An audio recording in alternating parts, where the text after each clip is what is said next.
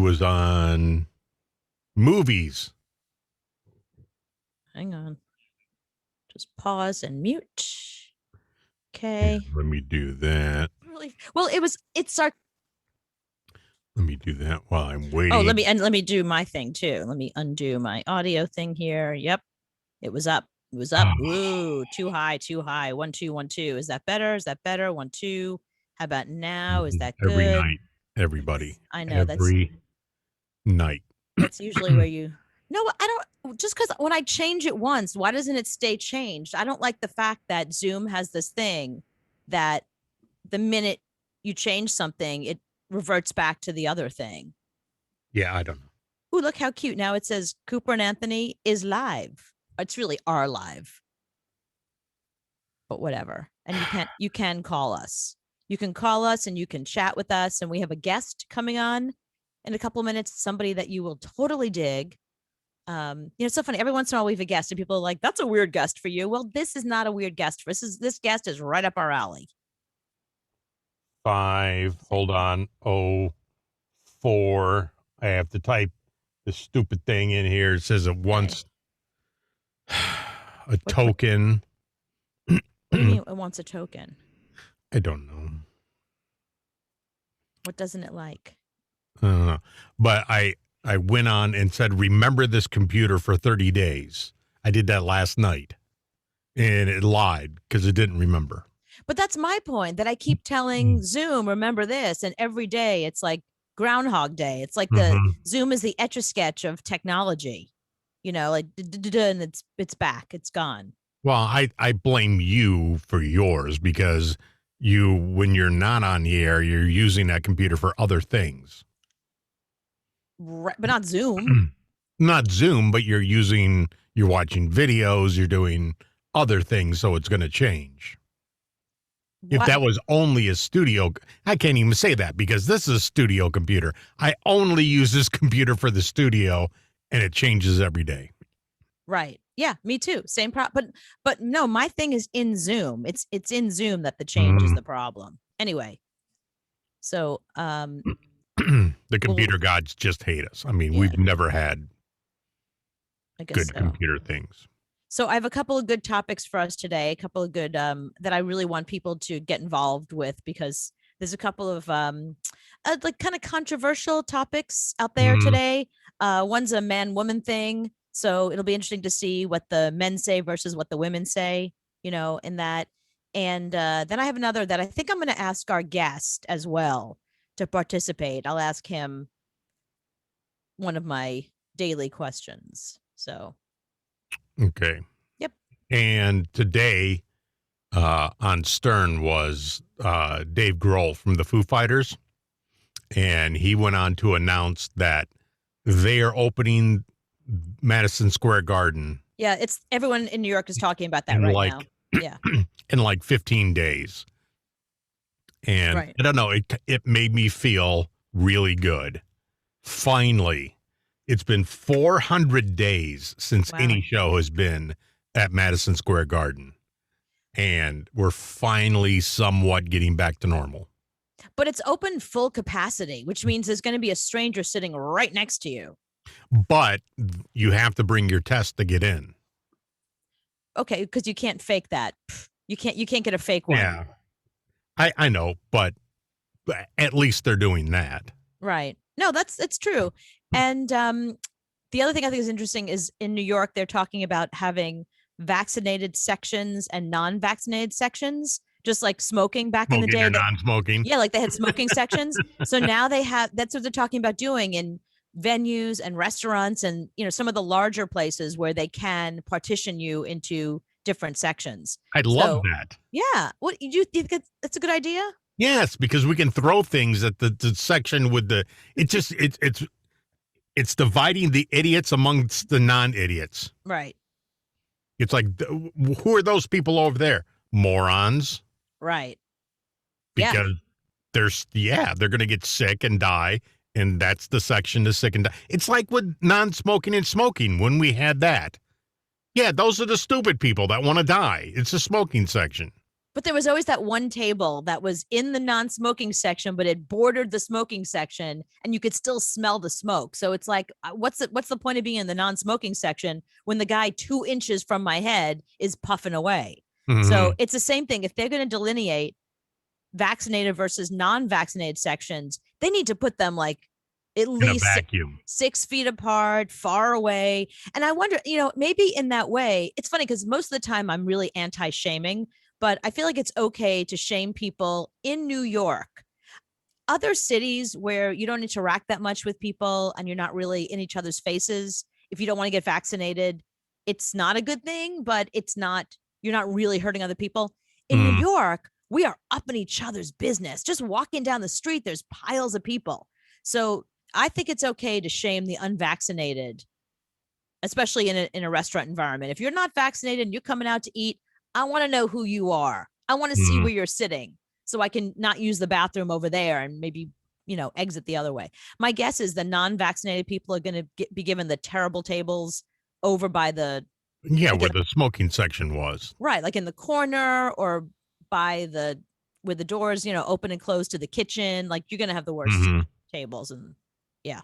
Well, they need vaccinated and non-vaccinated flights or area of the flight. So you get to be in first class if you're vaccinated. If you're not, you get to sit back in the back with the cattle. Yeah, I think that's not a bad idea. Vaccinated sections and non-vaccinated sections. But again, then you get that one row where you have three people who are vaccinated. It's the exit row, though, so there's a lot of room. Okay. So don't go back there.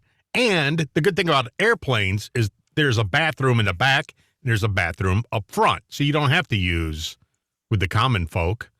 No, it's not that. What I'm saying is let's say the non-vaccinated section starts at like 10A. Well, if I'm in 9A, then I'm just a seat away from somebody that I know has not been vaccinated. Do you know what I mean? So well, the good thing is now that you can put a plastic barrier up. You see this in a lot of radio studios now and businesses. They have plastic walls that go up to the ceiling. That's what we need to have. No, but an airplane's not going to do that. Yeah, it's a little piece of plastic. You walk through it, goes, and you go in there and you throw things at them. Yeah, but what I'm saying is I don't think that airlines are going to do that. Is my point. Or just have non-vaccinated flights and vaccinated flights. That's how they have to do it. Like if you've not been vaccinated, you're on the 9 a.m. flight. If you're vaccinated, you're on the 10 a.m. flight. Yeah, I think that's the better way to do it. Because that way, the whole plane has been vaccinated. You can feel safe and you can move about the cabin.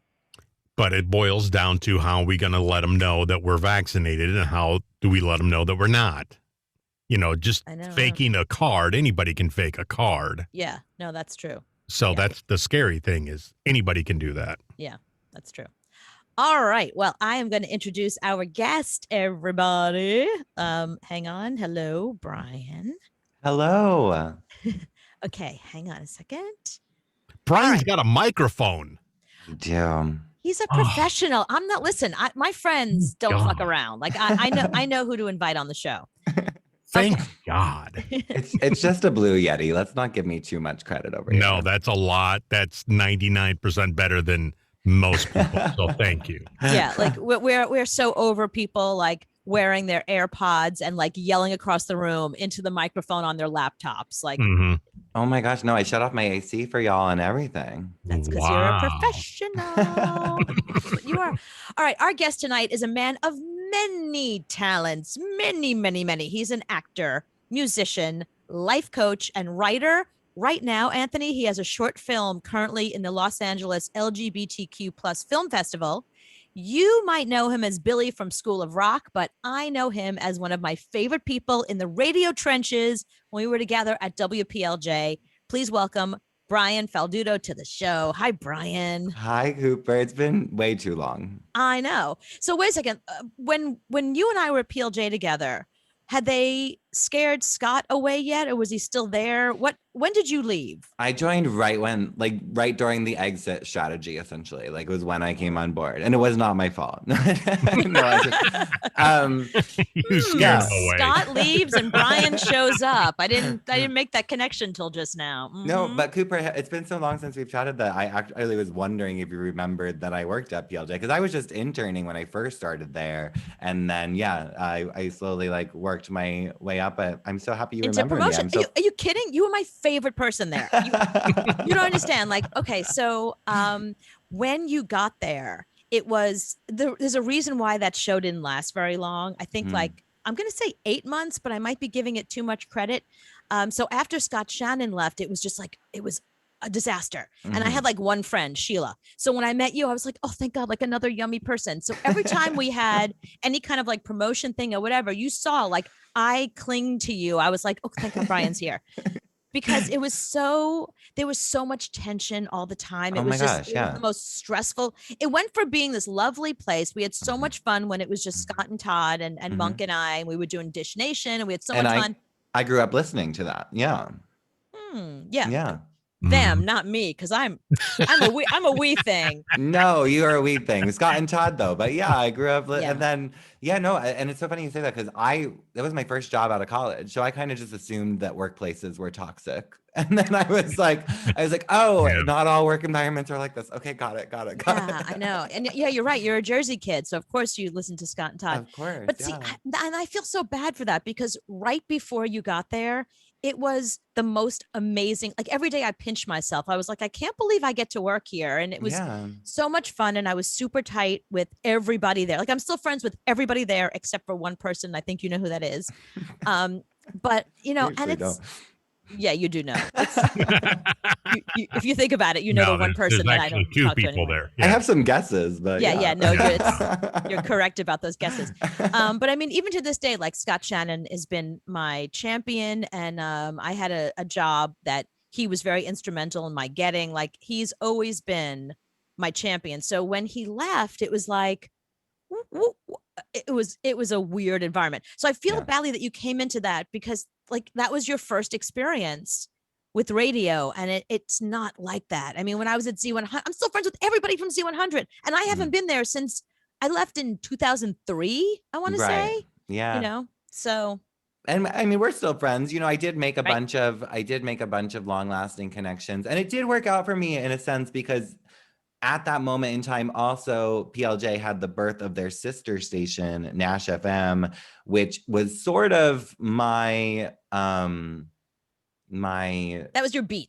It was my beat, but it was also like a solidification that I knew I loved country music, but I didn't know how much I loved country music. And then working at that radio station for like 3 years really solidified how much I love country music, and enough that I started to write it. So it kind of worked. And that's the music you're doing now, is country music. People need to know that, because I think it's so unexpected, because Jersey kid, like think about all the artists that came out of New Jersey, and being up in the tri-state area when they brought in Nash, it was like all of these, it was like all my friends in high school who came out of the closet as gay. It was like all my friends who came out of the closet as into country. Yeah, no, it's so funny. Everyone. Yeah. And I guess what's funny now is I often start a lot of my shows with, hey, everybody, I'm a gay country singer from New Jersey. It's a thing, because no one's expecting that to be a thing. And then I'm like, it's here I am.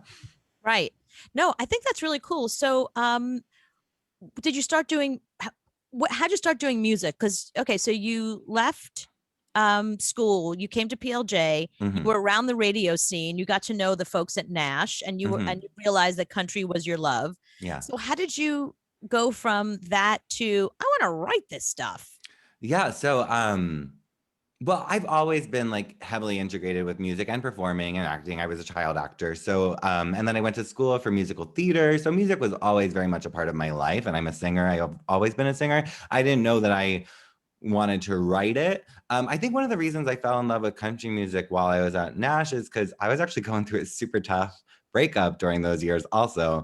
And so it was my first gay relationship. And I think a lot of gay people can probably testify that that's really special to you and it means a lot. And losing that was really tough. And I actually found myself in a ton of country songs because there's so many country breakup songs. And I was like, oh, all these songs are really hitting the spot, but yet none of them were really speaking to me directly because there weren't any like homosexual storylines in country music yet. And so I was like, well, what if I put my story to some of these songs? And so that was kind of the birth of that concept. And it ended up just being a super therapeutic practice for me. And then I started sharing my songs and people are like, wait, these are kind of good. And I was like, oh, cool. So I'll just keep doing this, I guess. So when TJ Osborne came out this year, you must have been like, hallelujah, because that was a big deal. And his music, if you really listen to it, it's just love songs. It's not gay or straight. It's just a love song that anybody can consume and relate to.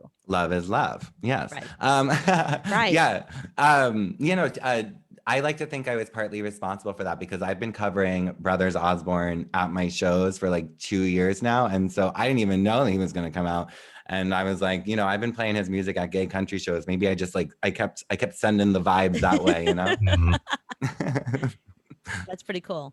The one thing we have to go back to School of Rock. Sure. I mean, that was such an iconic movie. To be a part of that movie, I mean, there's only so many iconic movies out there, and that is one of them. And to be a part of that at any age, I mean, how did you get that gig? How did you end up there? Did you read the script? I mean, what was the process? Yeah.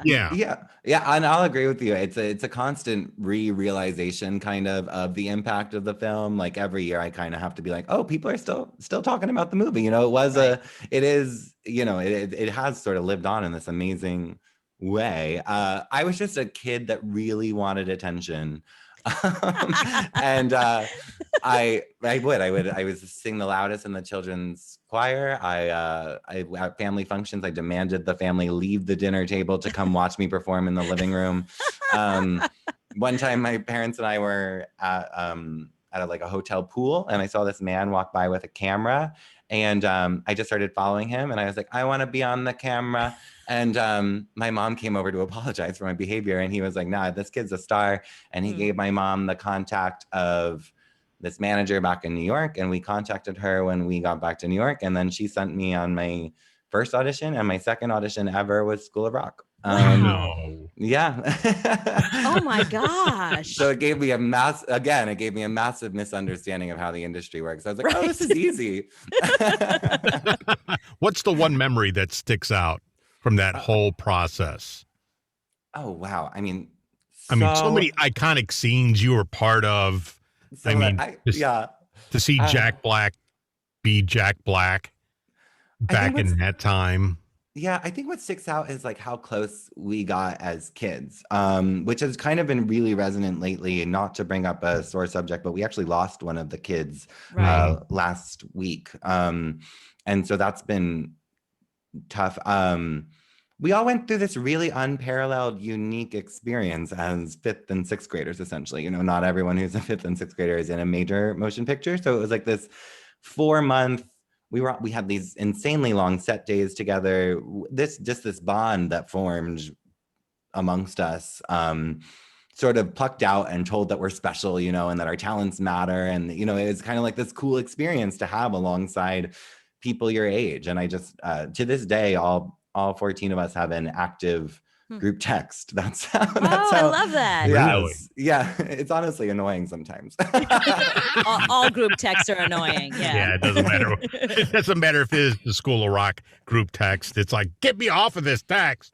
Anthony and I were talking about that. Kevin Clark is your friend that you lost, who was part of School of Rock. And the weird thing was, so my nephew's name is Kevin Clark, and he had just recently made news because he fell off a building, which is a whole other story. But yeah, he's an idiot. He was climbing the building for some crazy. Don't feel bad for him. Don't feel bad for him because it was like just in shock. It was some crazy organization that he was working for, and his sister talked him into. It was some dumbass thing that he did. But he fell off a building. It made national news, and then like literally a couple of days later, your friend passed away, and they have the same name, Kevin Clark. So everybody was like, oh, they thought my nephew fell off the building and And then died. got hit by a car. Oh, yeah. Or no, okay. well, Yeah. they didn't know how the death happened. They Sure, just had sure. seen Kevin Clark and death, and they knew that Kevin Clark just like a week earlier had fallen off a building. So people were just making the connection and reaching out to us. Oh no. Yeah, and I was like, and I saw we texted. I was like, "Are you dead? No, okay." So then I Googled it, and then I realized, and I thought, "Oh my God, poor Brian," because I'm Yeah. sure that this is somebody you were close with. Yeah, and I think one of the weirdest things is like I think a lot of people view like maybe their middle school class or like their high school class or maybe their Boy Scout group as like their origin story. But those 14 kids, they're my origin fam, They and so to lose one of us is it really does hit a chord. It's yeah.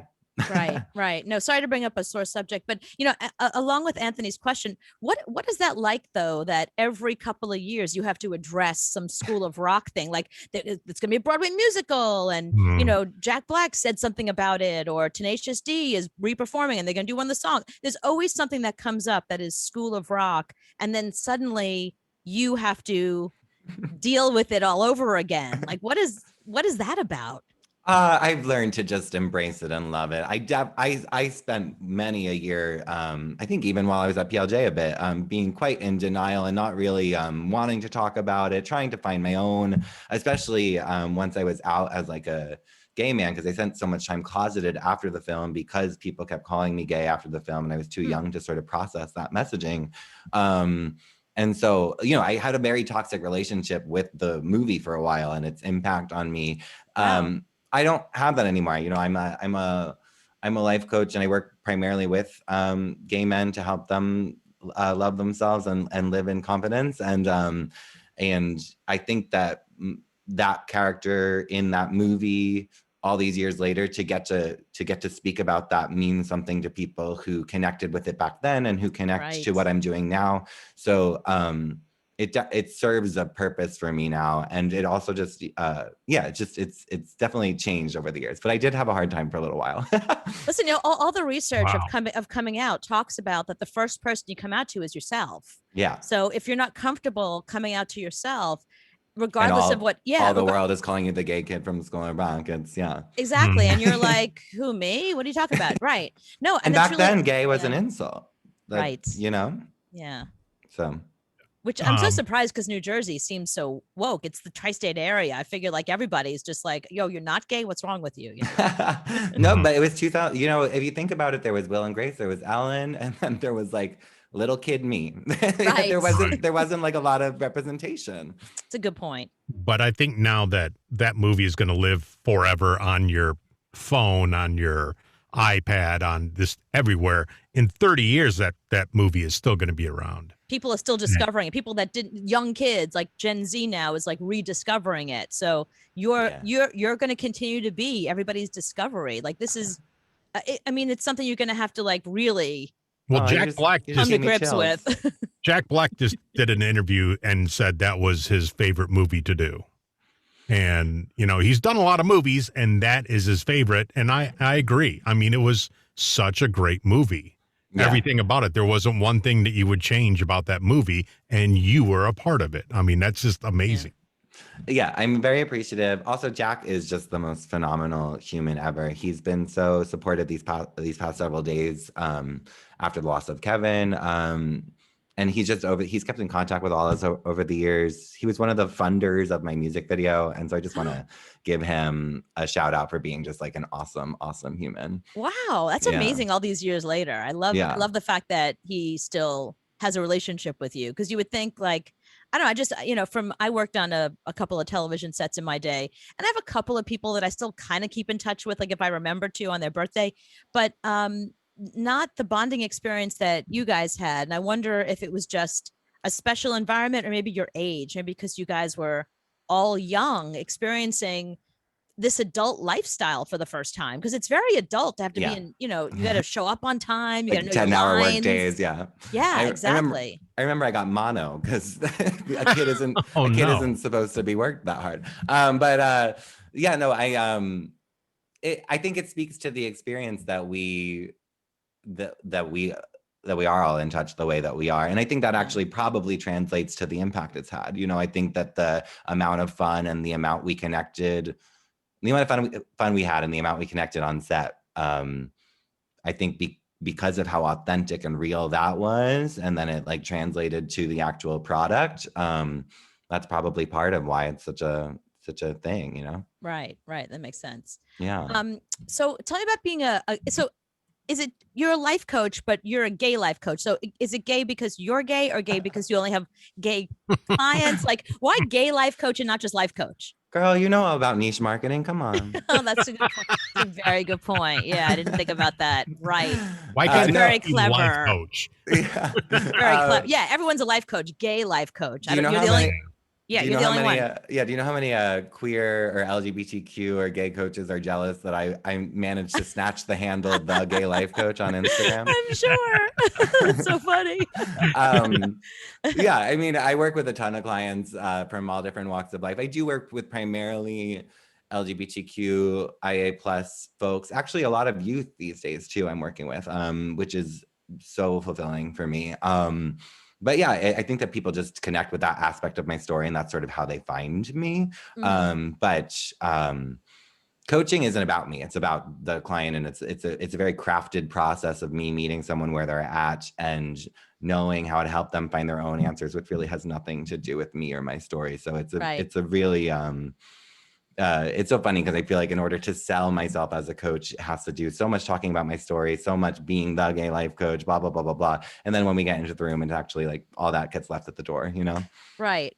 And so what kinds of things? I mean, obviously I don't want you to tell me specifics about specific clients, but well, just Joe has a what's going on with Joe? Why is he seeing well, like what? So what kind of thing? I'm just kind of curious. So just to take it back, so this is why I'm asking you.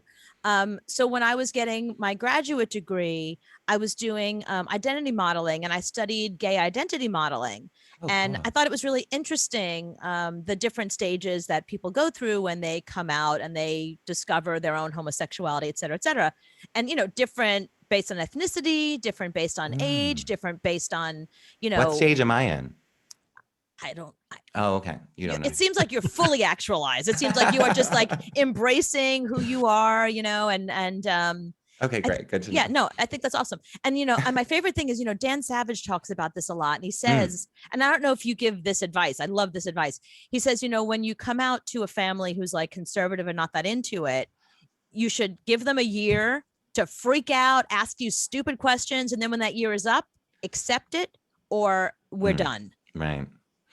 I like that. One of my advice with coming out often is focus on what you can control, because so much of the fear is about the things that you can't control, the reaction, the whether people are going to like it or accept it or not. But actually, how do you want to come out? What will you tolerate after you come out? How will you take care of yourself after you come out? Things that are in your control, rather than focusing on the what ifs of the other person. Right. Oh, that's really good advice. You're good. I love that. I love that. So what else? Because I feel like it's really kind of cool that it's, Pride Month. I just realized. Yeah, no, I think that's really awesome that you're doing this in general. But so if people are watching, or listening, what advice do you have for them if they are first coming out to themselves, whether it's, as, gender neutral or, asexual or pansexual, or whatever their identity is forming? What's the first step somebody should take to kind of figure it out? And then who should they communicate with first? Yeah, I think one of the things I didn't know growing up is that there are actually a ton of resources, especially these days. There's whether you're just getting your resources through representation or reaching out to an organization like the Trevor Project, or maybe working with a life coach or going to a therapist or finding a supportive friend or a counselor. I think once you start creating a tangible conversation about what's going on inside your head, it makes it all a little bit more real, sort of like the way that I sort of discovered aspects of my voice by songwriting. As soon as I said it to a lyric, I was like, oh, this is like a real thing that I'm feeling, and I'm going to share this with someone else. And it's like no longer just something that's eating away inside of me. And then if you don't have someone, there's other ways to do that. There's like, you can journal and like put it onto paper. And then it's not just circulating in your brain anymore, right? And it's not just like this thing that is, again, eating away at you. And then I think if I'm just going to add a little bit of advice to that, is that my advice doesn't matter. No one's advice matters. It's like, right. there's no right or wrong. I think that's one of the big things people trip on, is once you're out of the closet, how am I supposed to show up as a gay man in the world, right? Or how am I supposed to show up as this and this in the world, right? It's and there's no right or wrong way to do it. I think a lot of people are afraid that they're going to maybe like give themselves the wrong label, and then they can't ever change that, or they'll get stuck in something, or like and that's not true. I mean, it's every single one of my mantras that I wake up to, that I have written on a Post-it, is that there's no right way to do today. It's never happened before. So I think that also applies to every single step of your queer journey. You know, it's constantly up for interpretation. That's really brilliant, because that's not just for if you're gay, it's also if you're depressed or going through a hard time, or I never thought about like the pressure we put on ourselves to what we have to do today and how we have to have our day and who we have to be today. Yeah. And I love that mantra. I'm totally putting that in needlepoint. I don't even know how to do needlepoint, but I'm going to learn. Yeah, you put on a t-shirt. Yeah. Okay. I'll start with the t-shirt first. Yeah, it's much easier. Yeah, so much of my work is based in mindfulness, which is just that idea of stepping back. And like, for example, you mentioned someone who's depressed, right? The person who's depressed is not a depressed person. It's a person who is aware that they're depressed. So just by the very fact that they're aware of the fact that they're depressed means that they are the awareness of the depression and not the depression, which means that they officially have... blew my mind. I got You're so good at this. I got to lay down after that one. That officially creates an immediate distance between them and this thing that is this problem in their life, right? So it's and it's not to say that depression isn't real and it's not something that needs to be dealt with. It just means that it's not the totality of who you are. You know what I mean? Right. Right. Even though in the moment it does feel like it. Right. So how much longer after School of Rock did you come out? I didn't come out to my senior year of college, which is coincidentally the time I started interning at PLJ. Really? I didn't realize that. So wait a second. So prior to that, did you not acknowledge it to yourself, or were you secretly dating boys but not telling anybody?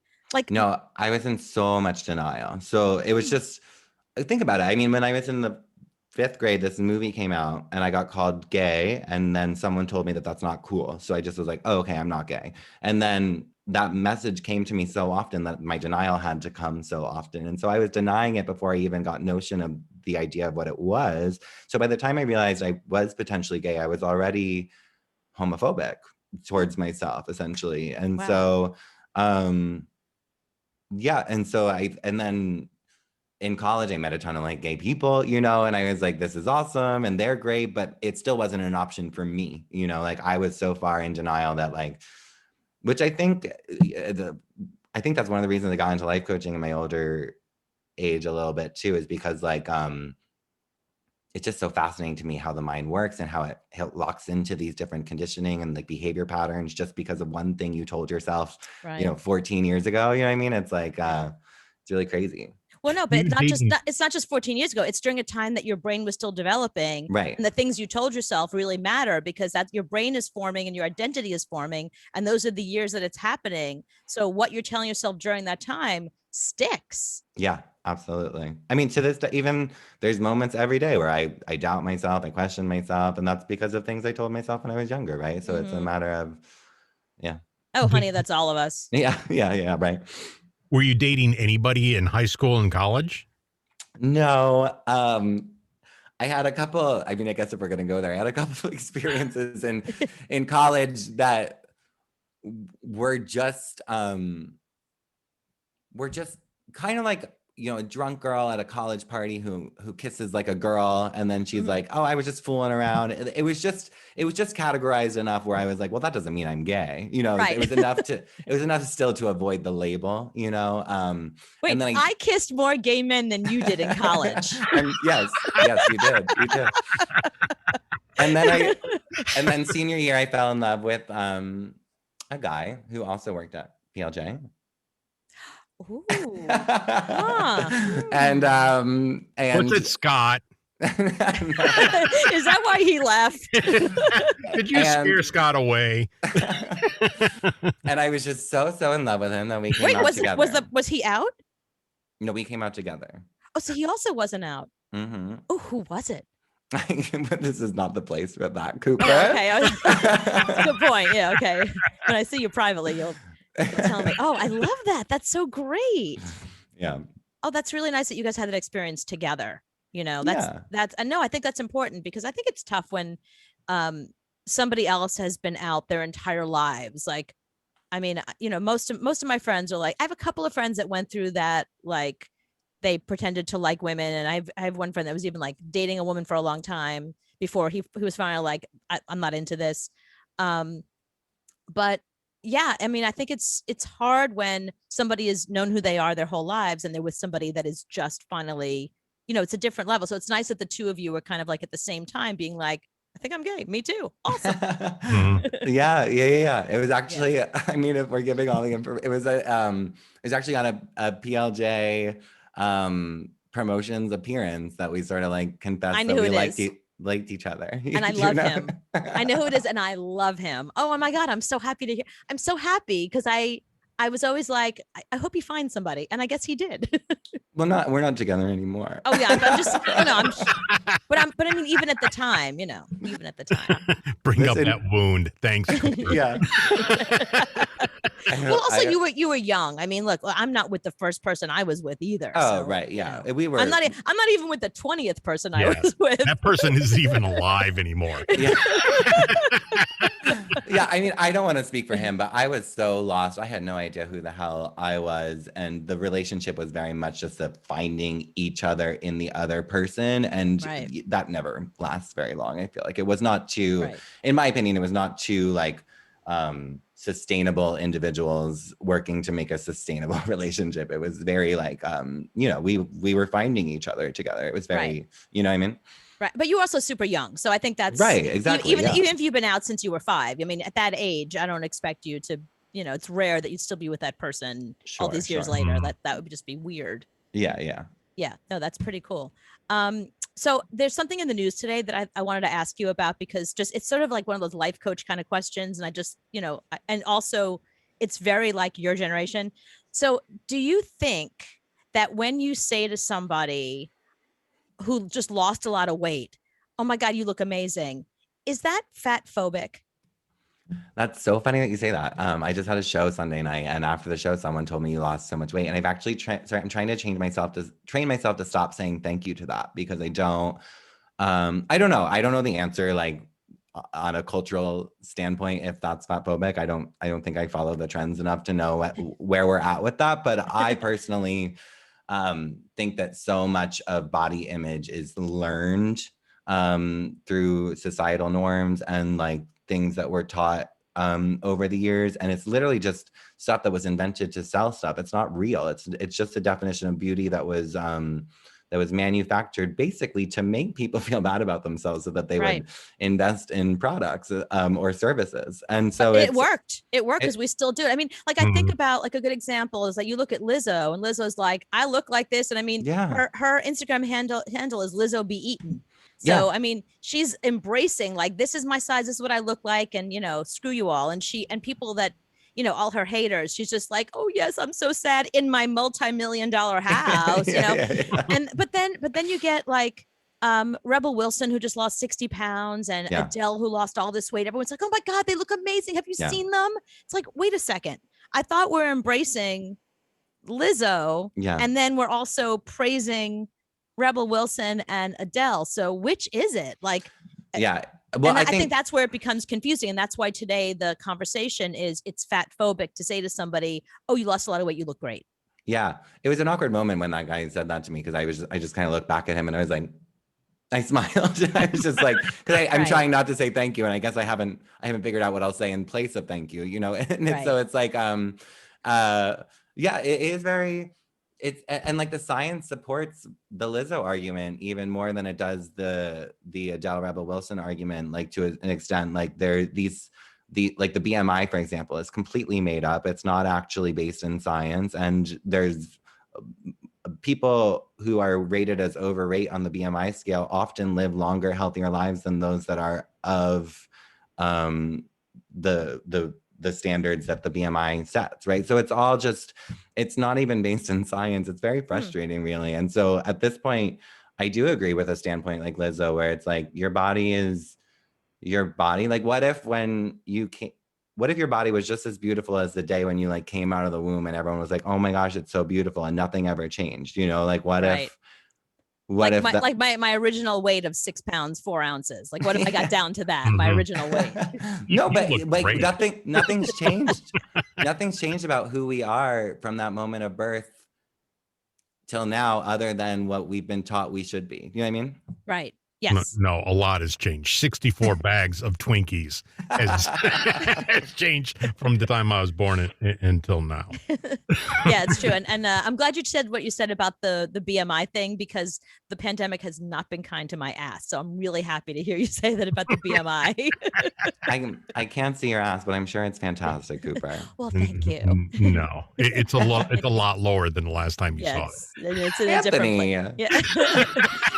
True.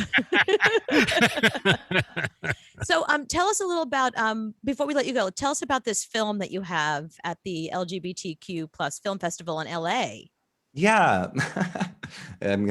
People are not gonna coach with me. Why? Why? I had another terrible breakup experience where I basically as a therapeutic way of attempting to get over that, I sort of just wrote down sort of our breakup moment into a scene.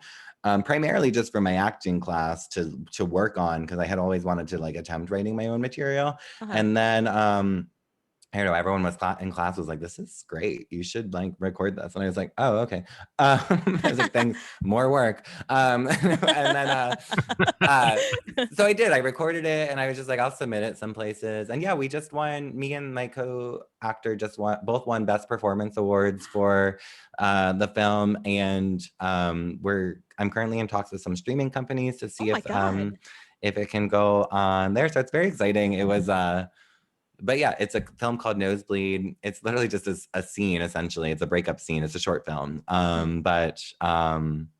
Yeah, I was really happy with the feedback. Congratulations. That's amazing. I think you should spin it like, I don't tolerate relationships that I'm not happy in. If the relationship doesn't work and it's toxic, I'm good at getting out of it. Like, I think that's the bigger message, you know, instead of being like, another breakup. No, I think breakups are good things, because if you stay in a bad relationship, then I would be concerned about you. You know, that's so true. Yeah. Yeah. The fact that you know to move on, and you know, Anthony teases me all the time because I've been through so many relationships, but it's mostly because I've been a lot, but I've been through some bad ones, and I was, you know, I knew to get out of them. So yeah, no, I mean, I learned every bit of healthy relationship that I have with myself has been learned from those terrible relationships with other people, you know? Yeah. So it's they caused me to sort of like question, like, what am I tolerating? Yeah.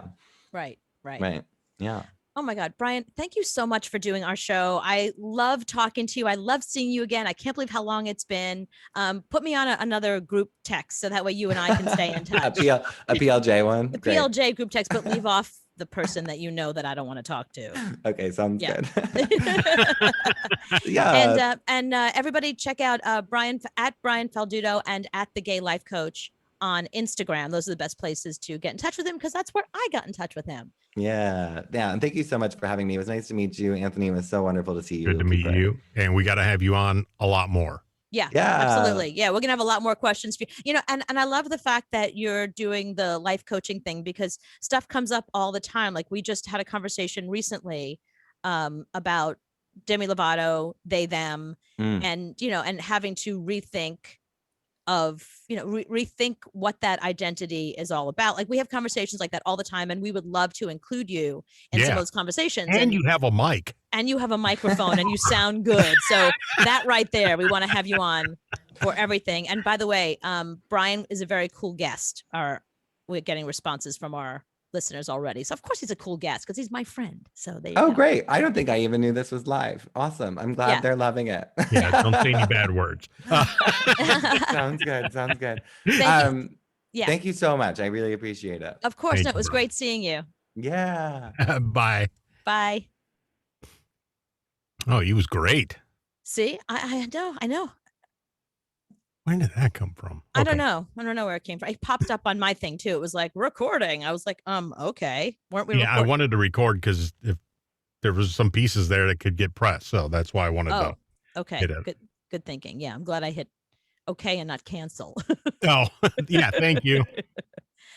So there's a very interesting story today that is going viral that I've been dying to ask you about. Okay. So this dude on Twitter wrote, here's what he tweeted. He said, let's be honest. No man wears a pair of underwear just one time before washing them. Every man wears each pair of underwear at least 3 to 10 times before washing them. Mm-hmm. And it was really interesting the responses he got. First of all, he got like thousands of responses. This has been retweeted a million times at this point. But some guys were like, shh, don't tell my secrets. Or yeah, I get like, between 1 and he's saying 3 to 10. Mm-hmm. But other people are like, yeah, more like 2 or 3 wearings. And then some guys were like, ew, what? No, I take a shower every day. I have a new pair of underwear every day. Like, this is just you, bro. Like, don't include me in this every man thing. Mm-hmm. So I have a feeling I know what you're going to say because you're somebody. What am I going to say? Well, that you probably wear a different pair of underwear every day because you shower every single morning. I don't wear jeans twice. Right. Because I think that's gross. So if I wear jeans one time, I wash them before I wear them again. So there's no way. I would go without underwear before I put on a dirty pair. Your kids definitely recycle their underwear. There's no way that your kids wear one pair of underwear and put it in the No, I guarantee they don't. I guarantee the minute they get done wearing them, it goes into dirty clothes. We have piles of dirty clothes everywhere. And I don't even think my kids wear the clothes. I think they just take them off the hangers and throw them on the floor. So no, there is always a time that the washer is going on. No, I guarantee they don't do it. Well, I don't wear underwear, so I can't even get in on this argument. I have not worn underwear. When you did wear underwear. I literally have not worn underwear for years. It's been years since I've worn underwear. I find underwear, especially women's underwear, I find it constraining. I find it uncomfortable. The thongs, they're meant to ride up your ass. I don't find that comfortable at all. I won't wear a granny panty because it's like, I'm already wearing pants. Why do I need a second pair of pants? Like, I've never, ever, I can't be comfortable in jeans. I'm telling you, I don't. Really? Yeah. I mean, jeans aren't made to be soft in those areas that you want them to be soft. If I have like a tight pair of jeans or an older pair of jeans that like chafes, I might put on a pair of underwear if I can find one. But for the most part, I'm not into underwear. I don't wear bras. I don't wear underwear. I'm done. It's been years since I've worn any of that stuff. And what's so funny is I've had this conversation with girlfriends of mine. They're all like, me too, girl. I can't get over how many of my friends do not wear underwear and bras at all. Like, unless they're going to like an event or something where they have to wear like a push-up bra with a dress or, whatever.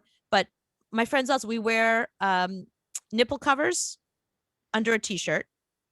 Yeah. I've been wearing nipple covers for years and no underwear. So I don't really have a dog in this fight with the underwear game, but I wear boxer shorts to bed every night. I wear men's boxer shorts to bed at night. And I have worn the same pair of boxer shorts to bed maybe 2 or 3 nights in a row. So that's probably the same thing because I don't wear underwear underneath them. It's just the boxer shorts. I sometimes go through 2 pair of underwear in one day. My boyfriend too. Yeah. I mean, if I take a shower before the show, let's say at 6 o'clock, I'm not putting my underwear that I've had on all day back on. A new pair is coming. Right. He's like you. He gets up in the morning, takes a shower immediately, fresh pair of underwear. But then he goes to work and he comes back from work and sometimes he'll shower after work. Sometimes he will just change his underwear and his socks. His underwear, he goes through underwear and socks like I've never seen in my entire life. Like, but also, he walks for a living. So he gets like sweaty and he can't handle it. So pulls off the underwear, new pair of underwear, new pair of socks, changes his socks. Like he even takes a pair of socks with him in case he wants to change them while he's out. I'm not joking. Like when we do laundry, there's just underwear and socks. There's the pile of socks is ridiculous. Ridiculous. Yeah, I mean, there's never any, I have no underwear. It's never underwear for me. But I feel like maybe I should think about this because the boxer shorts I wear to bed. So I put them on before I go to bed. I wear them when I'm sleeping, and then I wake up and I change into clothes or whatever I'm wearing for the day. So all those hours in those boxer shorts, how is that different than wearing underwear? Do you know what I mean? Like I sleep, let's say 6 hours or 7. So it's 6 or 7 hours in boxer shorts, which is like underwear. Mm-hmm. And then I wear them again the next night. Yeah, I don't think that's good. I don't think that's that. Yeah, I'm like David. David just said once something is off your body, it doesn't go back on your body until it hits the machine. Yeah, I agree with that. I mean, I think it's just gross. It's just, bleh.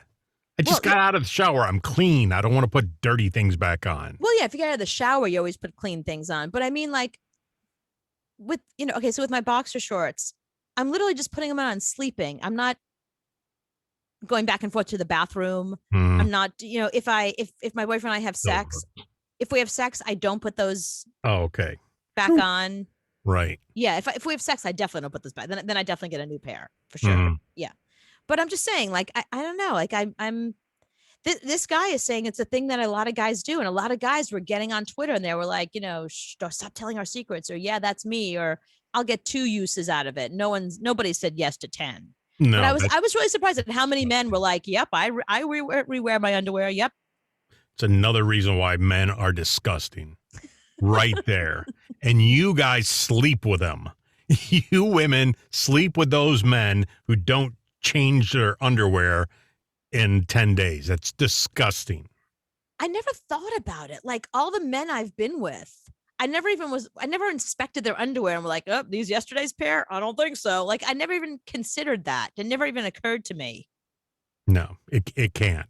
That's no.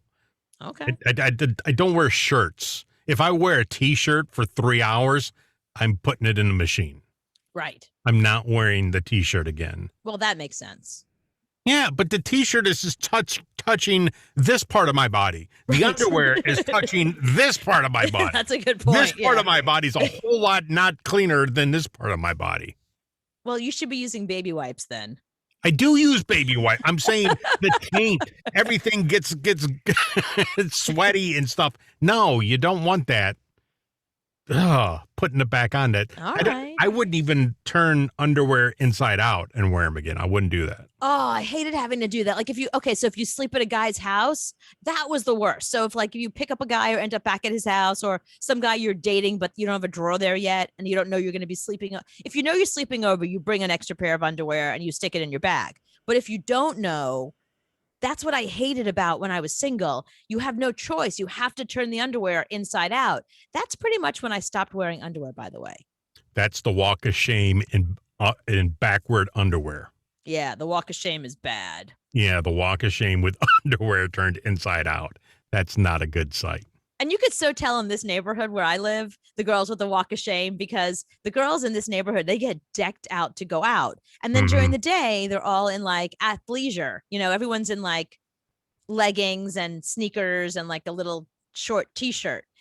But at night, they're in like sparkly dresses and nice shoes, and they have little handbags. So it's really obvious when you wake up in the morning to walk the dog, it's really obvious who the walk of shames are. Because you see a girl like overly dressed at like 10 in the morning. Yeah. And the makeup is running, the hair's all over the place. Yeah. And as a guy, the minute you walk out of our door, we're giggling because we know what you look like walking down our sidewalk. Yep. In your prom dress with underwear turned backwards. All right. See what you think about this. It says, help. If I hear another coworker's kid on a work call, I'm going to lose it. Oh, that's a problem. Yeah, I've heard a lot of people complain about this. My coworkers refusing to come back to work in the office. It's getting ridiculous. We can now come back, but they don't want to come back. But the whole time they're on calls, you hear a husband, a baby, a dog, anything in the background. It's a nightmare because And they don't want this the is 9 to this is 5. not on Zoom where you can mute yourself. This is like on a conference call where you have to participate, right? No, if people are on Zoom, they're not muting their call. It's like we had a meeting Monday morning. We have a meeting every Monday morning. Mm-hmm. And there was somebody on the call making so much noise. Papers, rustling, doing all this. Mute yourself. Right. That's what I'm saying. But like, they what? don't. They don't. She never does. And they had to point her out and yell at her. Well, you can hear that? Yes. Yeah, it's called a microphone and you're right next to it crumpling papers. Yes, we can hear that. So I think if you are one of these people, because we can work from home, if you can work from home and you're getting your job done, I have no problem with you working from home. But if you can't control things in the background, kids, dogs, husbands, you lost that ability to work from home. Now you got to come to work. Well, I think it depends on how old your kids are. I mean, if your kids are old enough and they're just yelling, it was so funny. I saw this poor guy the other day. He had 2 little girls and they were wearing these cute little dresses. And as soon as they ran out of the apartment building, they just started yelling and screaming. He goes, "No yelling!" And he goes, they were running and screaming. He goes, "No running and screaming." And it was just so funny because, like, as a little girl, there's nothing more fun than running and screaming. It's the best to just like run and be like, ah! You know what I mean? There's something about being a little girl. Like, I remember the minute I saw those girls, I was like, oh, I miss that. I miss being in like a pretty little dress and just being outside and like running and screaming. So I know you could see the father. You could see the father had said this many times. No running and screaming, girls. What did I say? Stop running and screaming. So, but here's the thing. I realized he didn't go anywhere with the girls. He just stood outside with them, which means the wife was upstairs on a Zoom call or a conference call. And said to him, "Take those kids and get them out of here." Mm-hmm. And that's what happened. Yeah. So you get 1 shot. If the dog barks in the background, we get it.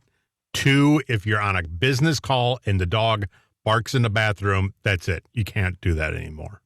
Sorry. Right. If you have a dog, unprofessional. If you have things going on in your environment that you can't control when you're on a Zoom call, my thought is, well, then can you concentrate? Is that your focus? If you're in charge of your kids and you're supposed to be working, how could you do daycare and work at the same time? Mm-hmm. It's probably really hard to do. Well, it's kind of like Office Space. I really only do 15 minutes of actual work a day. So I think that's true with just about everybody. You only really actually do 15 minutes of work. So if you get your work done, I got no problem with you doing whatever you want. Right. But don't be unprofessional when you're on a call. Okay, it's unprofessional if in normal times. I get it. But if you're working from home and you have a dog that's barking and there's nothing you can, if I'm sitting here with you right now, if my dog started barking right now, what am I supposed to do? Stop the show and go shut the dog up? No, I can't do anything about it. I'm stuck. Yeah, but we're not a Fortune 500 company that's really worried about this call and closing this huge deal. Oh, I see. If you're trying to close this huge deal and you finally got the 6 people you need on the call and it's taken weeks to get everybody on this call, then your dog starts to bark and you go, oh, I guess you're not at the office. But see, I have a real problem with this because this is one of those reasons why women have trouble at work, because we have men who are saying things to us like, control your kid, control your dog. You can't do your job. It's like, no, we can do our job and we can have kids and have a dog. This is one of the reasons why these Fortune 500 companies that have men that run it don't promote women, because of things just like this. And that's really not cool and unfair. I'm saying it in my situation too. If my kids are making noise during a call, I should be at work. If you have a job that you're working now remotely, you can't let your regular life interrupt work. That's the work time. But we also live in a time that people understand that it's COVID, people are working from home, and normal life things happen. It happens to you as well. I mean, you have kids, you have dogs, they're going to bark. It's just, you have to accept the fact that people are living their lives and people are real and they're relatable and they're who they are. So if I'm on a call with somebody and there's a dog in the background and we're closing $1 million deal, I'm not taking you seriously. I mean, if it's barking its friggin' head off the whole time. Yeah. Yeah. And is the person not acknowledging it? If they're acknowledging it, like, I'm so sorry, there's workers outside and they're barking at the worker, some excuse why the dog is barking like crazy. Or it's just like that stupid woman who just keeps her mic open the whole time. Right. Well, that's a problem. And she does it every week. Yeah, that's a problem. That's just rude. I mean, if you know that your environment is noisy and you don't have to participate on the call other than listen, you gotta mute yourself. There's 15 other people on the call. Right. That's just rude. The other 14 people figured it out. Right. We went, oh, mute. You can't do that. And then you give us crap going, you can't hear that. What are you talking about? Then why are we calling you out? We knew it was you. I guess my answer is it depends. It depends who, it depends what, it depends. Do you know what I mean? Like, I don't want to see women get dinged and have their careers taken away from them or them not getting promoted because they also have to deal with childcare. And if you, like I said, if you can do your job, I got no issue with you working from anywhere. Okay. It's like when I was the boss at the radio station and you wanted to leave at 1:00, if you had everything done, have fun. Right. Leave. I got no problem with that. As long as you can do your job. Right. As long as you can do the job that you were hired for, I don't have a problem with you doing anything. Just do the job. You would think by now there'd be Zoom etiquette, conference call etiquette. Like, after this whole year of everybody being home, remember, like, conference calls and Zoom calls and that sort of thing was something that was really rare, certainly in our industry. Now everybody's doing it in every industry. You would think by now there is a whole list of etiquette that you have to follow. If you haven't eaten your lunch, sorry, you cannot eat your lunch during this meeting. You're gonna have to have the meeting and wait then 20 minutes. Yeah, wait 20 minutes, and then me, I eat constantly. You know how hard it is for me every night to not be eating while we're on the air, but I do it. I do it. It's an hour. I know, but I'm hungry. It's an hour of it's a dinner time hour. Tell everybody good night. Okay, everybody good night. Thank you so much for watching.